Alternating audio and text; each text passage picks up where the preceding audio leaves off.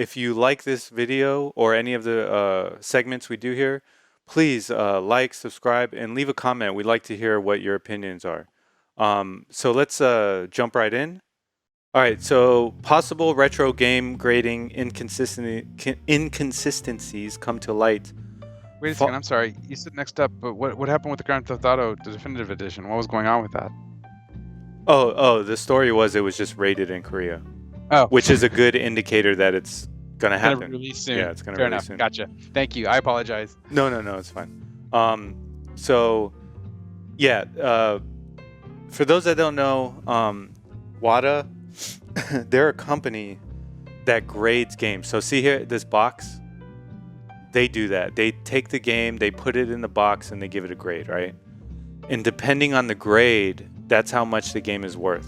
So they're the people behind that $2 million copy for Super Mario Brothers, or the $870,000 copy of The Legend of Zelda.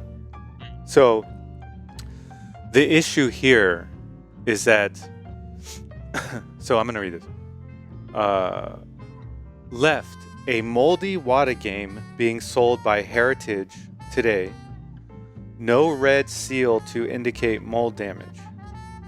Right, a moldy WATA game being sold by Comic Connect now.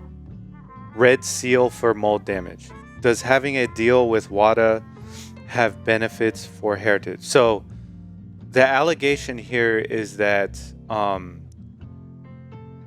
if WATA is grading games for Heritage auction, they didn't put the red sticker, which means that this game has mold and eventually the package is going to rot away.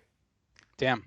Whereas it was sold on a different auction house and there's a red sticker on it. So if you guys haven't seen it, Carl Jobst, this is Carl Jobst, the one I was telling you about.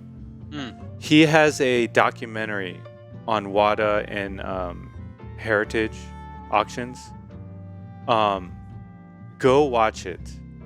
It's it's like, I mean, this is what the content that YouTube is for, is stuff like this.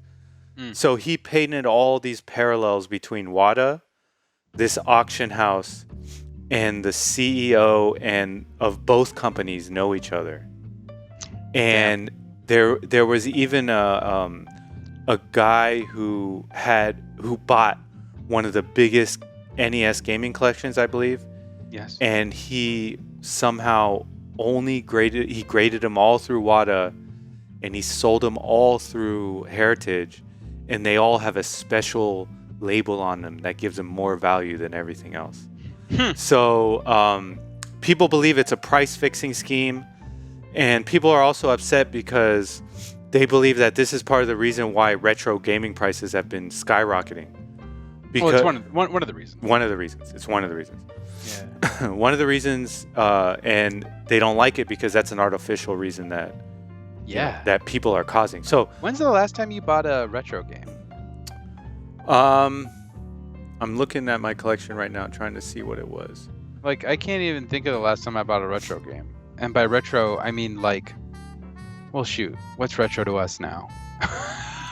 Oh, you know what it was? I know I haven't bought a Super Nintendo game in a while, and Yeah. there's a lot of Super Nintendo games I still want to get. And those prices are getting insane to the point where I'm just like, well, looks like I'm not gonna get that. Yeah. The last game I bought was Berserker, or the Berserk game on Berserker Barrage? Dreamcast. Yeah. Guts' Rage. Yeah, Guts' Rage. Guts' Rage. Yeah. So that's Great the last game. game I bought. Yeah. And it was a good copy too. It was a good condition. I love that game. That was actually one of the games that like convinced me to get a Dreamcast aside from Virtual Lawn. Yeah. Which I still don't own Virtual Lawn. That's another one I gotta get. Yeah. Damn. So yeah, look, I'm not saying that they're doing this. All I'm saying is that people are suspicious of them for many reasons.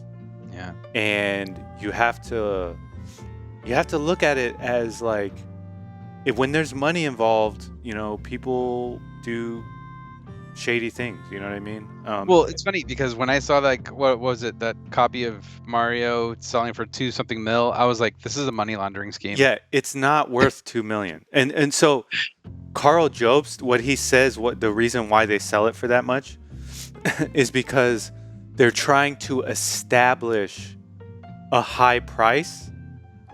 So they believe that people are buying it. They're not real buyers. They're buying it from themselves to establish a high price in the market. Dirty. That way, moving forward, the auction house can keep selling them at these crazy high prices. That's the scam. So that the scam only benefits WATA because they make a cut of how much the game is worth. So when you send a game to grade it, the more the game is worth, they get a higher cut. And the auction house gets a cut of the sale. So the more the game is worth, the more money they make. So you have to look at the motives here. They make more money the more the games are worth. And Super Mario Bros. Is not worth $2 million. I can tell you that right now. It's not. It doesn't care if it doesn't matter if the game is unopened, plastic sealed, never seen sunlight. The game is not worth $2 million. And the thing is that it for a game like that is widely accessible even today, either via Switch or the classic console. Yeah. You know, like there shouldn't be an issue. It really shouldn't, where the game is being inflated in terms of its price, because usually games command higher prices due to the fact that there is scarcity of that product. It's not available to play readily or easily, for that matter. So that's one of the biggest problems.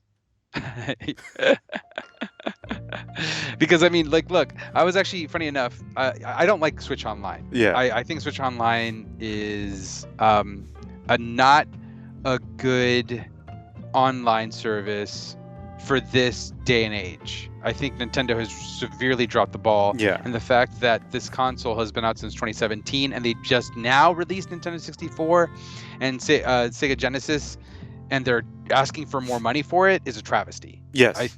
I think they're doing a poor job. Yeah, it should just be included in the base service. That being said, Musha. Sega Genesis is going to get Musha.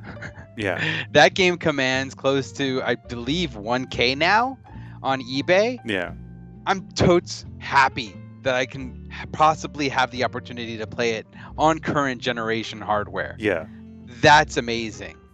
But the fact that, and in all honesty, the price for those should drop accordingly. Mm-hmm. But it probably won't. It probably won't. Yeah, because more people are going to be like, damn, this game's fucking awesome. I want it. Yeah.